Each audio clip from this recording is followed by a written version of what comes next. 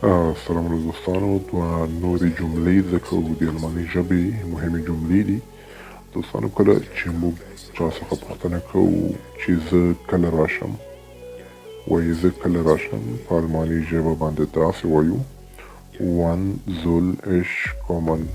wann soll ich kommen یعنې زه کله راشم.